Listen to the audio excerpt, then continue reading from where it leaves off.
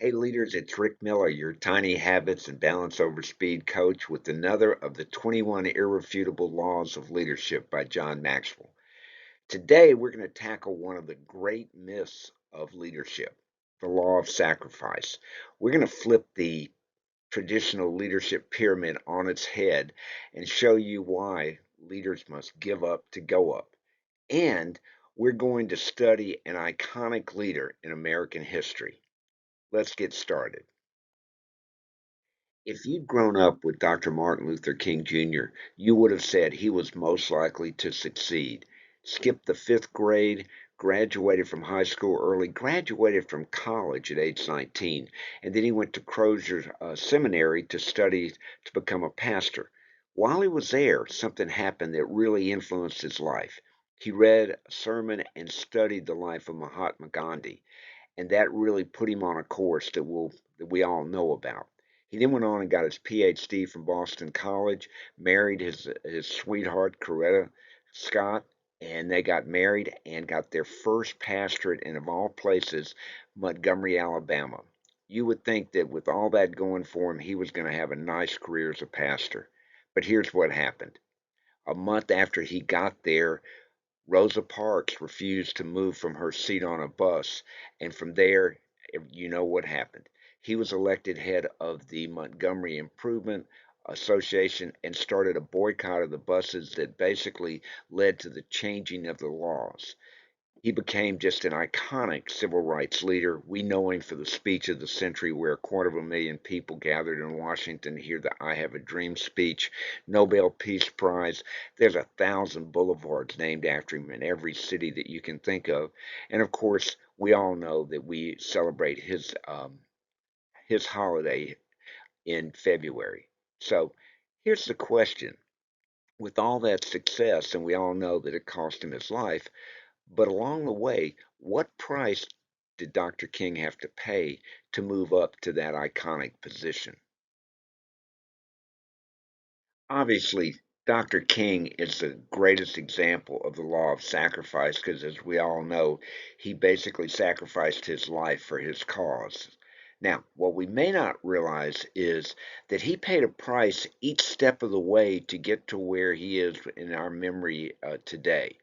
When he first started that boycott, he was jailed and he was harassed and went through a lot of different things. As he kept growing in his leadership of the civil rights movement, he had his house bombed, his church was harassed, and he ended up being, beaten and, as you can see, in hospital. And of course, we know that he ultimately paid the ultimate price in Memphis. What's interesting about that is that he understood that freedom was never free.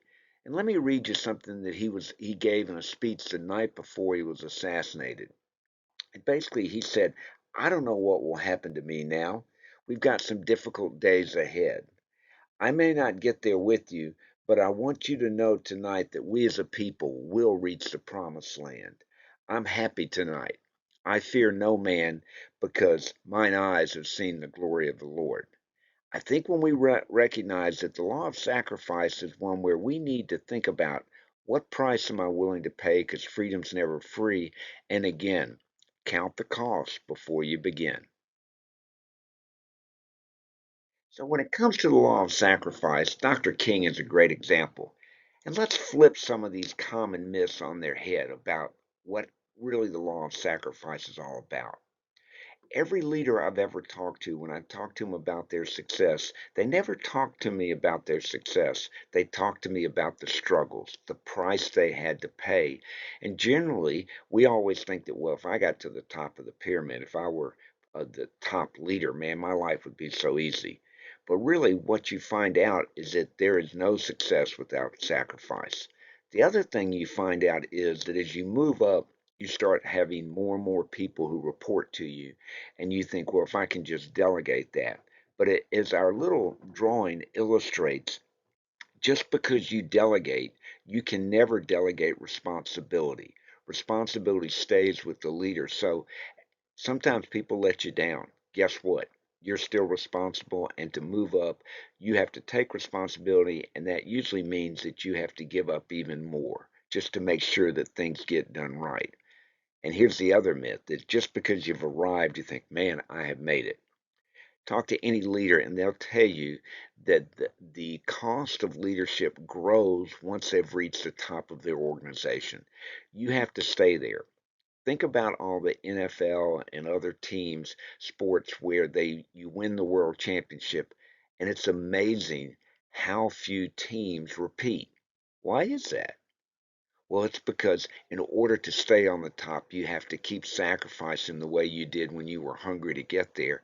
And that is hard to do once you've achieved that level of success. And finally, as I've said throughout this, that once you go up there, the higher you rise, the less real freedom and rights you have because you're now responsible for more and more. And the more that responsibility grows, the more you realize that you don't have the freedom to just take off. You've got to make sure that things happen. And so I love this little drawing here because it shows that we're really flipping the pyramid on the common myths of leadership. Okay, leaders, it's my favorite time, mirror time, where you get to put the law of sacrifice under your microscope and see how it affects you. Remember, you've got a workbook. Here's some questions that are in there, and you can either do them online or in your workbook. First question, what are you willing to give up? Let me tell you, none of you have free time. None of you have just looking around for, oh, I wish I could have some more time for leadership. In order to add something, you're going to have to sacrifice something. So, what are you willing to give up? What are you willing to sacrifice? And here's a hint, start tracking your time for a day or a week because you're going to find that you really do have time. It's just going to, it'll give you a hint as to where are the areas I could give up that to get this because you're going to have to give up to go up. Here's maybe the most important question that ties back to the law of integrity, and that is, what are you not willing to give up? All of us know that leadership comes with a price, and some prices are more than you should want to pay. And I know that when I talk about balance over speed, what I'm talking about is when you look at your values, sometimes work may be asking you to do something where you're going to have to sacrifice your family, your faith, your health. And you really need to think about that before you're willing to do that because those are prices that are often may not be worth the trade off that you think they are. And finally, never forget that, oh, that someday I'll is just a mirage. Someday I'll do that. I'll make that price. Well, today is as good a day as any, and you never know what tomorrow brings. So don't let someday I'll appeal real to you because it's just a mirage. Okay, leaders, now that you've done that great self examination, it's time to put it into gear. Here's what I want you to do. You can see this form, it's also in your workbook and on our online portal. I want you to basically start taking a tiny step and figure out what you're willing to give up now that you've done that self examination, and instead what you will do that's going to move you up in your goals. And these can be goals for not only work, but they can be for any of those other areas that we talk about staying balanced in. Maybe the most important thing that I found is I want you to do some envisioning.